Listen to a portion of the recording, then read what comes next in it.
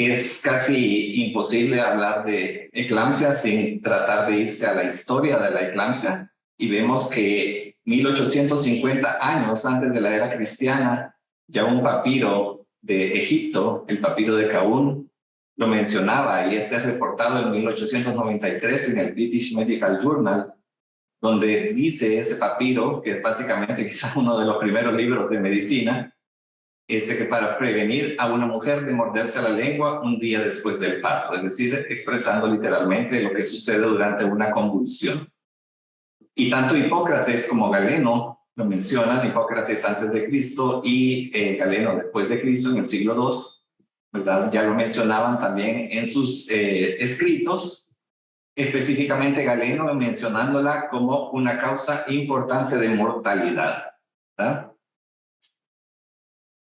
Oficialmente el nombre de eclampsia se empieza a utilizar más o menos hasta el siglo XVII, cuando empiezan a aparecer las matronas en Francia.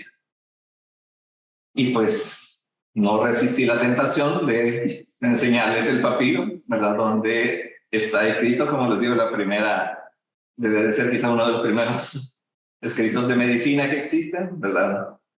Entonces, sumamente interesante esto, me parece. Imposible también hablar de eclampsia sin tomar en cuenta de que es una importante causa de mortalidad materna. Básicamente ya sabemos de que si vamos a hablar de trastornos hipertensivos, igual que hemorragia posparto o hemorragia obstétrica y sepsis en obstetricia, para nosotros son las primeras 3 causas de mortalidad materna. Y como pueden ver, la gran diferencia entre la parte izquierda de la tabla, donde a nivel mundial, es decir, países en desarrollo como nosotros, siguen siendo la hemorragia obstétrica, los trastornos hipertensivos y la sepsis en obstetricia las primeras 3 causas de mortalidad materna. Obviamente varían dependiendo de cada país. Hay regiones como África que es todavía más el problema. Y la OMS, ahí está arriba la fuente de esta tabla, reporta de que para nosotros, para países como nosotros, andamos en una incidencia de mortalidad materna secundaria a trastornos hipertensivos alrededor del 14%. Sí, por otro lado, países como Estados Unidos, que incluso sabemos que dentro de los países desarrollados, precisamente por su sistema de salud, que no es público, no es universal, hay que pagar un seguro, tampoco es de los países desarrollados que tengan mejores indicadores en salud. Sin embargo, su incidencia de mortalidad por trastornos hipertensivos es básicamente la mitad que la de nosotros. ¿Sabes? ¿Qué puede explicar eso? Ya sabemos de que la mortalidad materna es multifactorial. Obviamente, precisamente el desarrollo, condiciones socioeconómicas tienen que ver, pero también se ha demostrado que la mortalidad materna se puede reducir detectando tempranamente y manejando adecuadamente los casos, ¿verdad? Que, por ejemplo, fue una de las cosas que podríamos ver en el caso, ¿verdad? Ya la señora ya tenía un diagnóstico de preeclampsia, de trastorno hipertensivo, tenía el índice de creatinina proteína arriba de 0.3, ya era un diagnóstico, se le agrega una sintomatología de sistema nervioso central como la cefalea, se le agrega la otra sintomatología como la maurosis, y a pesar de eso no se cataloga como preeclampsia con signos de gravedad y no se le coloca el sulfato de magnesio profiláctico. Entonces, esa tardanza en hacer el diagnóstico y obviamente en manejarlo pueden ser uno de los factores de por qué países como los nuestros tienen una incidencia mayor de mortalidad materna que los países desarrollados. ¿Qué es eclampsia? Y aquí viene también otra de las cosas que estamos acostumbrados o que hay que aclarar, ¿verdad? La eclampsia es, dice el Colegio Americano en su boletín de práctica clínica del 2020, actualizado en el 2020, que la eclampsia es ocurrencia de convulsión tónico-clónica generalizada o coma en pacientes que han tenido preeclampsia o hipertensión gestacional. Pues una convulsión tónico-clónica en pacientes sin antecedentes de convulsiones, ¿verdad? Eso es eclampsia. Porque también ya en varias ocasiones surge la pregunta que a nosotros nos decían que también la amaurosis es una eclampsia. Por definición, no es, ¿verdad? Como vemos ahí abajo, los trastornos visuales es un signo de severidad, ¿verdad? Ahí están los trastornos visuales, como fotopsia, escotomas, la ceguera cortical, que llamamos amaurosis, el vasospasmo retineal, y la cefalea severa, que es incapacitante, que no cede con analgesia. Otra cosa que podemos ver en el cuadro de la señora que nos presentó la doctora Gutiérrez, ¿verdad? Ya había sido vista por anestesiología, ya tenía analgésicos y sin embargo persistía la cefalea, ¿verdad? Esos son signos de gravedad. Eso para que yo le cumpla el sulfato de magnesio antes de llegar a la eclampsia, ¿verdad? La incidencia, tal vez por las mismas condiciones igual de desarrollo, como decíamos, ¿verdad? Que la mortalidad materna es un indicador de desarrollo de país. Los países desarrollados tienen una incidencia básicamente la mitad igual que la mortalidad materna de los países como el nuestro, que son de renta baja o media, ¿verdad? Nosotros tenemos incidencias de hasta 20 por cada 10.000 partos. Y regiones como África, que es 142 por cada 10.000 partos. También los países desarrollados, lo más que tienen son 10 por cada 10.000 partos de incidencia de eclampsia. Ya sabemos también que es un factor de riesgo importante la edad. Pacientes adolescentes, y también ya se está demostrado que no solamente las adolescentes, sino que las menores de 25 años también tienen mayor riesgo de eclampsia, y este riesgo se vuelve a incrementar después de los 35 años. Y en pacientes en los que se retrasa, que ya tienen signos de gravedad, como el caso que nos presentaba la doctora Gutiérrez, si no se le cumple el sulfato de magnesio, la probabilidad de ocurrencia de una eclampsia va del 2 al 3%. Es decir, si no cumplimos oportunamente el sulfato de magnesio, prácticamente 3 señoras de cada 100 van a convulsionar. Esto no ocurre con preeclampsias sin signos de gravedad. La incidencia es mucho menor, por lo cual no se recomienda el uso del sulfato de magnesio en señoras sin signos de gravedad. Hay dos propuestas que básicamente tienen el mismo camino final, ya, pero el inicio de por qué es que una señora con trastorno hipertensivo convulsiona son dos. Que la hipertensión ocasiona una falla del sistema autorregulatorio, lo que conlleva a hiperperfusión cerebral. Esto daña el endotelio y le da edema. Y eso es lo que ocasiona la convulsión. Y por otro lado, es básicamente lo opuesto, que la hipertensión ocasiona que este sistema autorregulatorio, en lugar de fallar, se active. Pero entonces eso lo que hace es que hay más vasoconstricción, por lo tanto hay más hipoperfusión, y entonces nuevamente terminamos en el camino común, que es el daño endotelial y el edema. Esas son teorías, obviamente, no está completamente explicado, ¿verdad? Son hipótesis que pueden explicar por qué una señora con eclampsia puede convulsionar. Una señora con preeclampsia, perdón, puede convulsionar.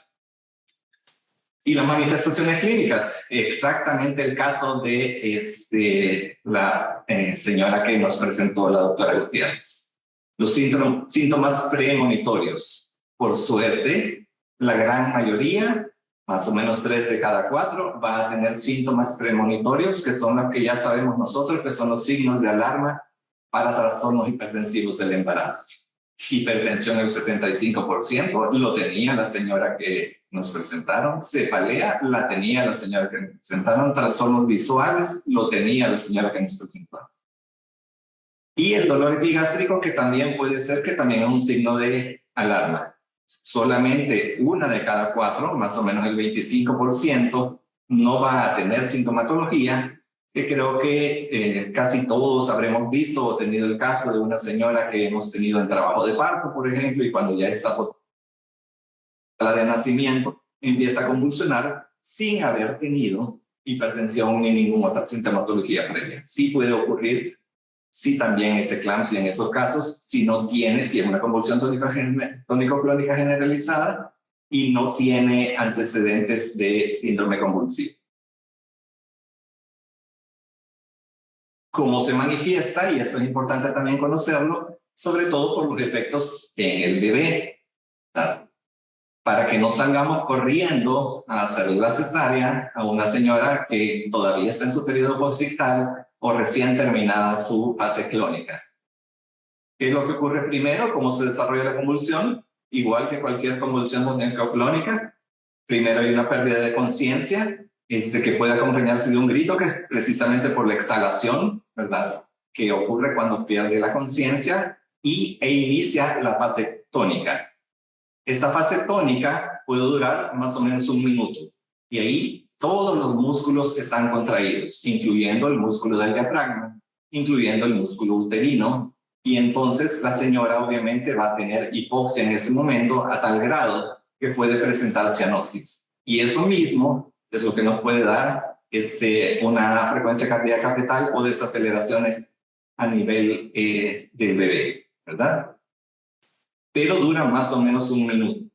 Posteriormente a eso, la fase clónica, que es obviamente las contracciones musculares, que esta dura más o menos entre 1 o 2 minutos, y es la fase en la que hay que tener cuidado a la paciente. Ya vamos a ver todos los cuidados que hay que tener, no solamente el cumplimiento del sulfato de magnesio, sino que todo el manejo que hay que darle a una señora que tiene una eclampsia para que no se ocasione daños.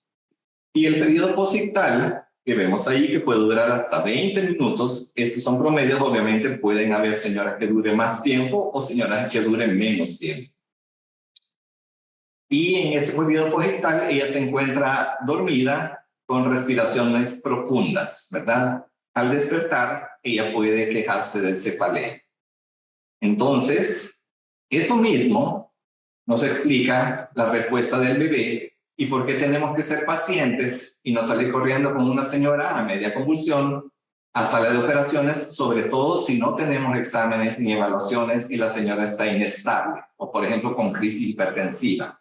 Hay que tener cuidado con eso, ¿verdad? Porque si no, nos puede ocurrir que ambos, tanto el bebé como ella, terminen mal, ¿verdad?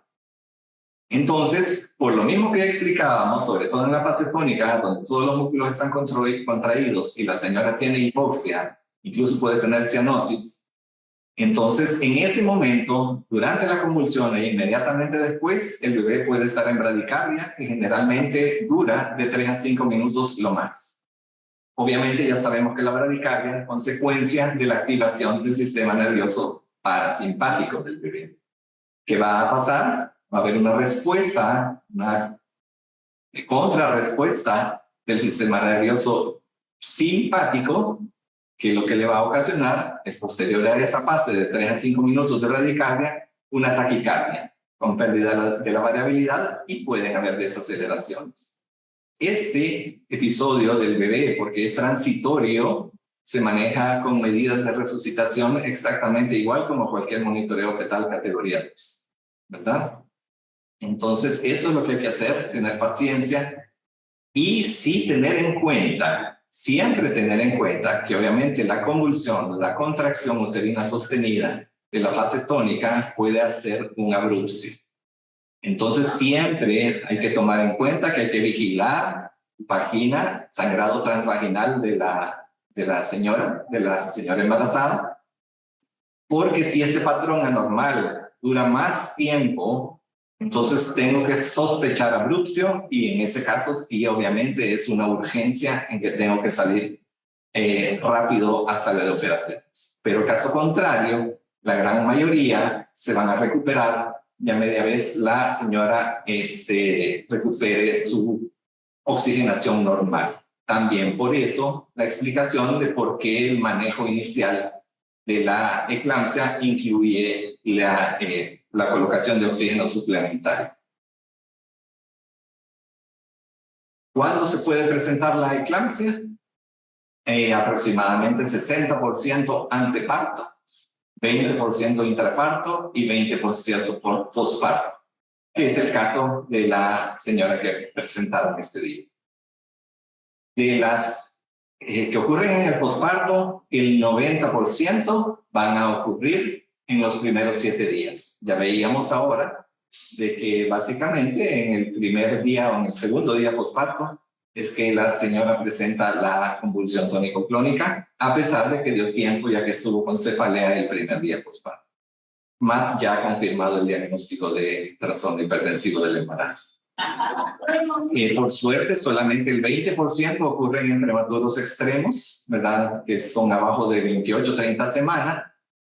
La mayoría van a ocurrir, es decir, el 80% arriba de las 30 semanas, que es cuando ya el bebé tiene mejor pronóstico. Y la mitad son de término, ocurren al término, arriba de las 37 semanas. ¿Qué es lo que puedo encontrar? Y por eso también vimos que se le indicó una resonancia magnética. Quizás ella se salió de lo normal, digamos así, porque puedo encontrar y se va a ver en resonancia magnética el síndrome de neoencoencefalopatía posterior reversible, o lo que conocemos también como PRES, ¿verdad? Entonces es normal encontrar eso, por eso la no necesidad de usar imágenes de ese tipo, que son caras, para todas las pacientes con eclampsia. Obviamente, si hay sospecha de algún daño neurológico permanente, podría ser de utilidad, pero de rutina va a ser normal encontrar eso, por lo tanto no es necesario estarle dejando esos estudios a todas las señoras que han tenido eclampsia. También es normal encontrar anomalías en el electroencefalograma, específicamente en el periodo posictal. Y en señoras que han tenido, en casos de mortalidad materna, que se les ha hecho autopsia, lo que se encuentra en el estudio patológico, principalmente son esos que ven ahí: edema perivascular, hemorragia, hemosiderina, depósitos de hemosiderina, necrosis del parénquima y trombosis de vasos pequeños, que son todos los cambios que pueden ocurrir. Obviamente, como les digo, esto es solamente para conocimiento, no es que tengamos que hacer esos estudios de rutina en todas las señoras con eclampsia. Al contrario, es para demostrar de que va a ser básicamente común encontrar ese tipo de problemas, ¿verdad? Entonces, el diagnóstico, ¿cómo lo hago? Ya vimos de que la definición dice que son convulsiones, ¿verdad? La amaurosis o la ceguera cortical es un signo de severidad que me puede ocurrir antes de la convulsión. ¿Okay? Entonces, el diagnóstico es convulsión tónico-clónica en señoras que no convulsionaban previamente, con antecedente de preeclampsia o hipertensión gestacional, aclarando que 25% de ellas pueden no haber tenido ni hipertensión ni ningún síntoma premonitorio, pero que también, si es una convulsión tónico-clónica en pacientes sin antecedente de síndrome convulsivo, también voy a hacer el diagnóstico de eclampsia. Existen otras condiciones que pueden hacer que una señora embarazada convulsione: anomalías anatómicas, arteriovenosas, alteraciones metabólicas como hipocalcemia, hipoglicemia, hiponatremia, los síndromes de abstinencia de alcohol y de cocaína a la cabeza, infecciones como meningitis, encefalitis o sepsis, y posterior a un trauma cráneoencefálico. Obviamente, con todos esos casos, la clínica es la que nos tiene que hacer principalmente la diferenciación entre una y otra. Tal vez los de más difícil diagnóstico, los arteriovenosos, que sí van a necesitar, en ese caso, estudios de imagen.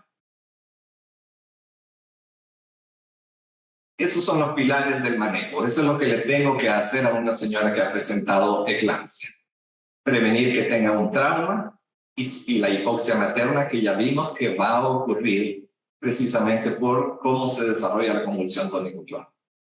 Manejar la crisis hipertensiva, sumamente importante si esta está presente, porque ya vimos, por ejemplo, el caso que nos presentó la doctora Gutiérrez, que no necesariamente tiene que tener crisis hipertensiva definida como más de 160 sistólica o más de 110 diastólica, sino que la convulsión se puede presentar aunque no haya crisis hipertensiva. Pero si está presente, la tengo que manejar lo más pronto posible. resolver la convulsión y prevenir las convulsiones recurrentes, que ya todos sabemos que no hay nada que le gane al sulfato de magnesio para esto, esos dos pilares del manejo, y el parto, que debe de ser a corto plazo porque ya estamos hablando de una complicación de la preeclampsia. Ya no solamente es la preeclampsia, sino que estamos hablando de una complicación de ella.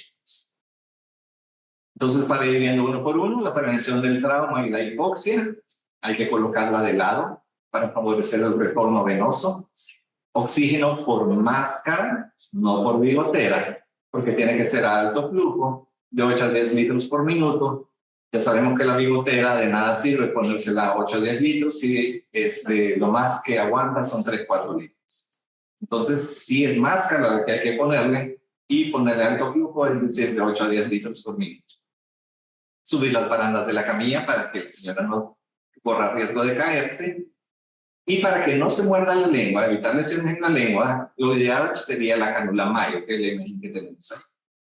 Si no tenemos, pues el bajalenguas, aunque ya sabemos que está hecho de madera y que ya lo pueden morder y romper también, y también ocasionar lesiones, así que hay que tener cuidado con bajalenguas. Si no tenemos, pues hay que ocuparlo. Pero idealmente habría que tener disponibles cánulas de mayo para señoras con multiplanos. El manejo de la crisis hipertensiva es una de las cosas que hemos tratado de hacer énfasis, en el sentido de que por alguna razón se ha venido manejando, sobre todo en MinSal, de que primero hay que ponerle sulfato de magnesio y hasta después de la impregnación del sulfato de magnesio evaluar si le pongo o no le pongo el antihipertensivo. Entre más retrase el antihipertensivo, más chance de que me ocurra una de esas complicaciones. Entonces, si la señora tiene 160 o 110 y yo me tardo 20 minutos impregnándola y hasta entonces veo si voy a poner el antihipertensivo o no, ella tiene más chance de hacer insuficiencia cardíaca congestiva, infarto agudo al miocardio, injuria renal aguda, el accidente cerebrovascular isquémico o el más común, que es el hemorrágico, que es que creo que todos, cualquiera que hayamos ido a una análisis de mortalidad materna secundaria a un trastorno hipertensivo, quizás es la causa final más común. Entonces tenemos que quitarnos esta costumbre de poner primero una cosa y después la otra. Son simultáneos, ¿verdad? Tienen que ser simultáneos y entre más luego mejor, ¿ok? Y si queremos la base legal de esa indicación, esto está sacado del código naranja, que dice literalmente que el antihipertensivo en caso de crisis hipertensiva debe de ser iniciado en los primeros 15 minutos de la confirmación de la presión arterial de 160 sistólica o 110 diastólica. No puedo esperar. Y 15 minutos es, digamos, el periodo máximo que yo me puedo tardar. Si se lo puedo poner al minuto, mejor todavía. Entre más luego yo empiece a manejar esa crisis hipertensiva, menos chance de esas complicaciones que veíamos que le pueden ocurrir a una señora embarazada. Entonces hay que cumplirlo lo más pronto posible. ¿Y con qué? El Colegio Americano nos dice nuevamente en su boletín de práctica clínica del 2020 que puede ocupar cualquiera de esos tres: la betalol, hidralazina o nifedipina. Los tres son buenos para bajar la presión rápido. No hay uno mejor que el otro. Entonces la evidencia nos dice que cuando yo tengo tres medicamentos que son igual de efectivos, el segundo paso que tengo que ver para escoger cuál de esos tres voy a ocupar primero es quien tiene menos efectos secundarios.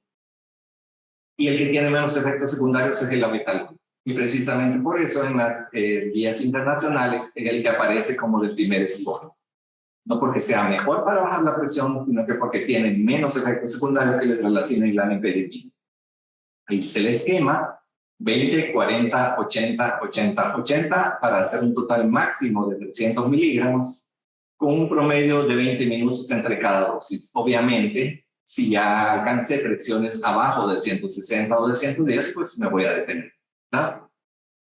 Está contraindicado en asma, enfermedad miocárdica previa, insuficiencia cardíaca congestiva, bloqueo cardíaco y bradicardia. Es decir, que sí, pues tengo que tener monitorizada a la señora, y si ella tiene una frecuencia cardíaca menor a 60, entonces ya no le voy a seguir cumpliendo, ¿verdad?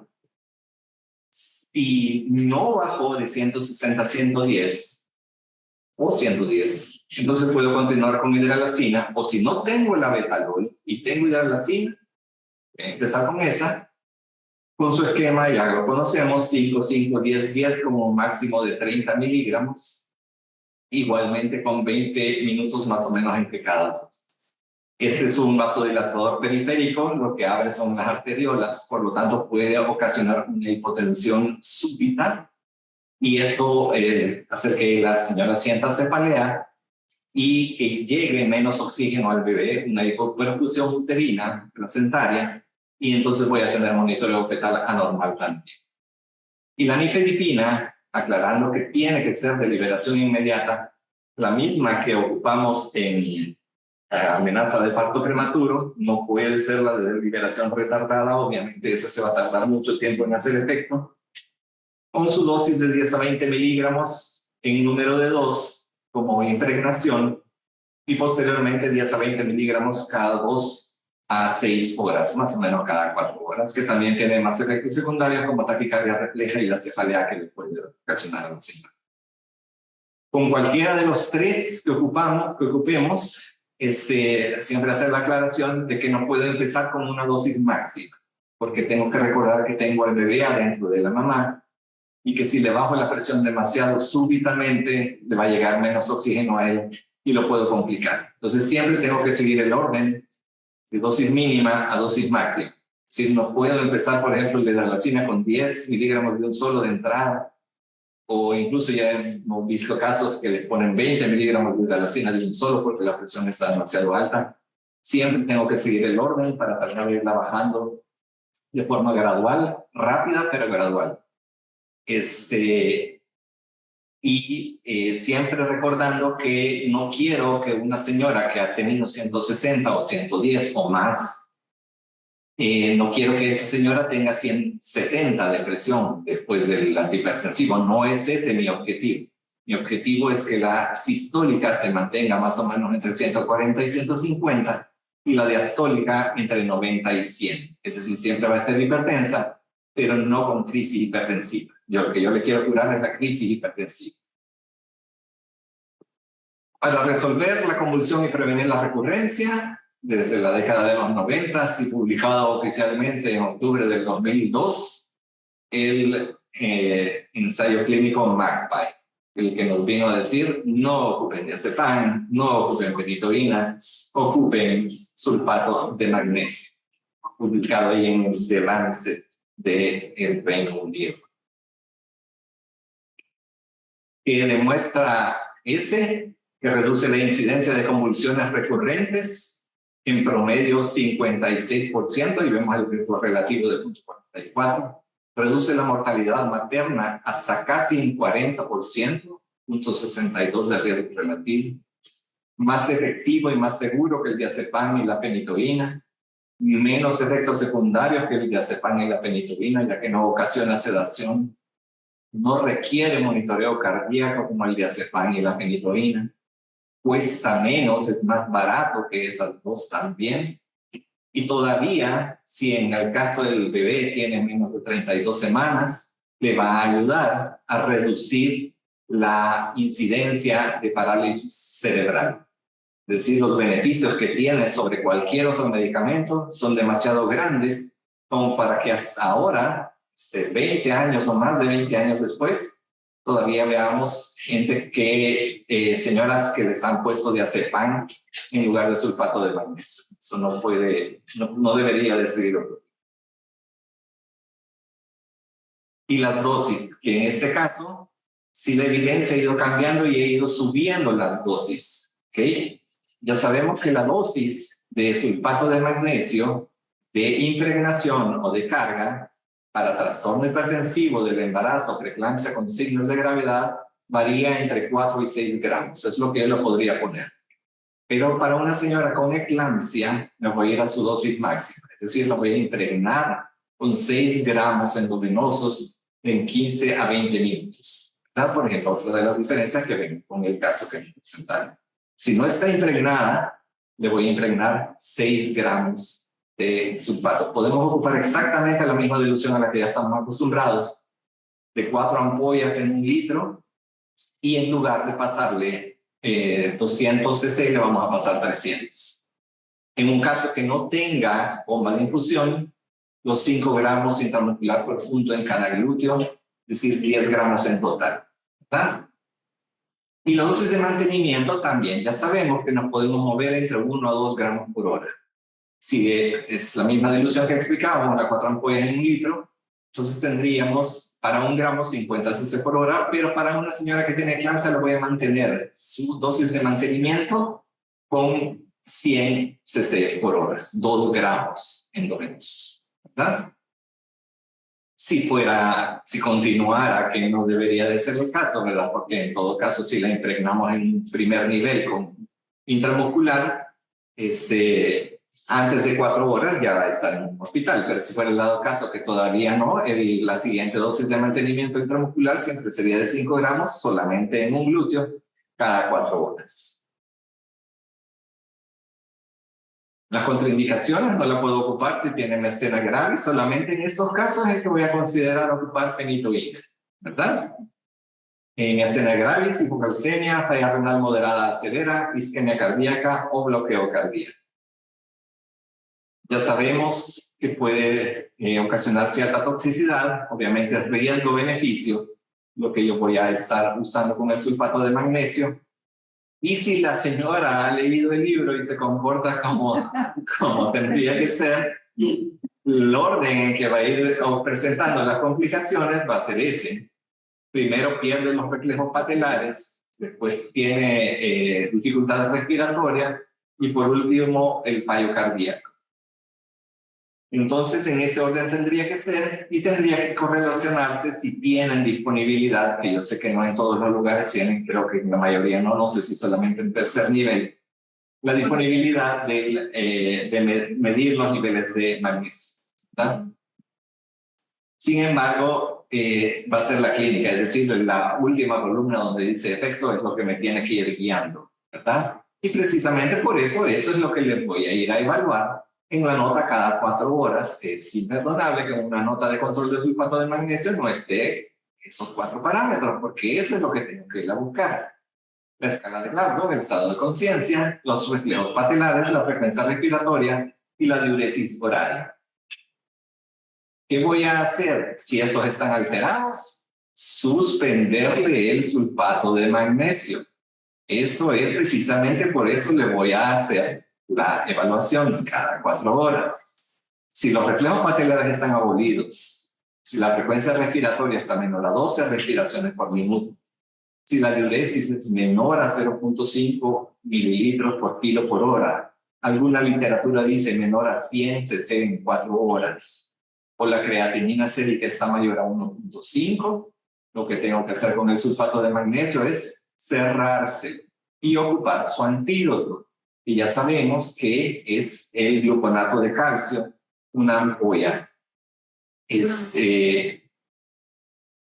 Ya ven, ahí está la diuresis, ¿verdad? ¿Qué dice la recomendación? ¿Qué voy a hacer si ya tiene una diuresis menor a esa? Suspenderle el sulfato de magnesio e indicarle el antídoto. No dice póngale furosemida, ¿verdad? No forcemos la diuresis en una señora que puede estar teniendo una intoxicación con sulfato de magnesio, ¿ok? ¿Ya? Si la creatinina sérica está entre 1 y 1.5, siempre está elevada, pero no tanto, entonces la dosis de mantenimiento se la voy a dejar a 1 gramo por hora, es decir, a 50 cc en la dilución de 4 ampollas en un litro. Y para las convulsiones recurrentes, como decíamos, por ejemplo, en el caso del señor que nos presentaban, ella no estaba impregnada, entonces lo primero que tengo que hacer es impregnarla. Ya vimos que con 6 gramos. Si vuelve a convulsionar, la literatura va tendiendo, como les decía, a las dosis máximas. Es decir, que yo sé que hace poco, incluso hacia alguno de los que estuvo en las capacitaciones de Código Naranja que estuvimos dando, habíamos estado diciendo 2 gramos, pero así es la medicina basada en evidencia, nos va demostrando cada día, puede ir cambiando cada cosa. Entonces la nueva tendencia es a ponerle los 4. Probablemente vamos a ir borrando ese 2 y ese guión y nos vamos a quedar que con convulsiones recurrentes, aunque tenga 20 años de ponerle 2 gramos, me voy a acostumbrar a ponerle 4 gramos, que es lo recomendado por la evidencia, por lo último disponible. 4 gramos si vuelve a convulsionar, 4 gramos si vuelve a convulsionar, es decir, 3 dosis de sulfato de magnesio. Los gringos hablan de amobarbital sódico como cuarto paso en caso de una cuarta convulsión. No lo tenemos disponible. Entonces, pero sí tenemos fenitoína, que también la evidencia tiende a subir un poco la dosis. En el caso de eclampsia, nos recomienda 25 miligramos por kilo y no estar ocupando la dosis de 1 gramo endovenoso así de rutina, ¿verdad? Ya sabemos que todo depende del peso de la señora, ¿verdad? Si persiste, entonces ahí ya entra midazolam o anestesia general, que obviamente para eso ya necesitamos el apoyo de anestesia, porque ellos son los que manejan ese tipo de medicamentos, ¿no? Igual ya había activado el código naranja, se supone que anestesia ya estaba acompañándome y asistiéndome en el cuadro, ¿no? Y el último pilar del tratamiento, el parto. Es a corto plazo. La eclampsia per se no es indicación de cesárea. Obviamente lo voy a valorar según el puntaje de Bishop. Si la señora ya está en fase activa, es multípara, y yo pienso que en 1 o 2 horas ella podría estar teniendo su bebé, no es contraindicación para parto vaginal. Obviamente ya sabemos que eso es mejor tanto para ella como para su bebé, menos complicaciones. Si está nada borrado, nada dilatado, tampoco la voy a tener. 4 dosis de misoprostol cada 4 horas, que son 16 horas, más otras 12 horas de oxitocina. No, ¿verdad? No voy a tener tiempo para hacer eso porque necesito el parto a corto plazo, entonces le voy a indicar la cesárea. En caso de cesárea, y por eso es que no hay que salir corriendo con la señora a sala cuando ella esté inestable, la tengo que pasar bien.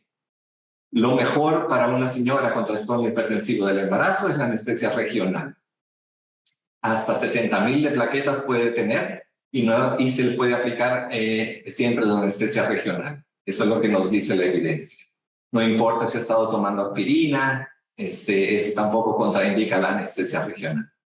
¿Por qué? Porque la anestesia general, el paso de la intubación le va a ocasionar una maniobra de Valsalva, le va a incrementar la presión intracraneana, que ya vimos la fisiopatología de la patogénesis de la eclampsia, y eso va a incrementar la presión intracraneana y incrementar el riesgo de un accidente cerebrovascular, sobre todo hemorrágico, que es lo que les decía, que en el análisis de mortalidad materna se encuentra más comúnmente como causa final de muerte, ¿verdad?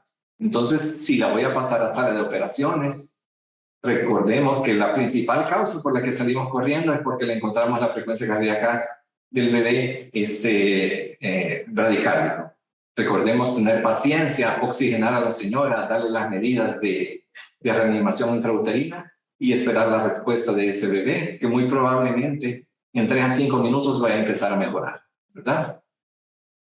Entonces, pero si lo vamos a pasar a sala de operaciones, lo más estable posible, de ser posible con los exámenes reportados, porque vamos a ir a causar una injuria quirúrgica en una señora que no sabemos cómo está su hígado, que no sabemos cómo está su tiempo de coagulación y sus plaquetas, ¿verdad?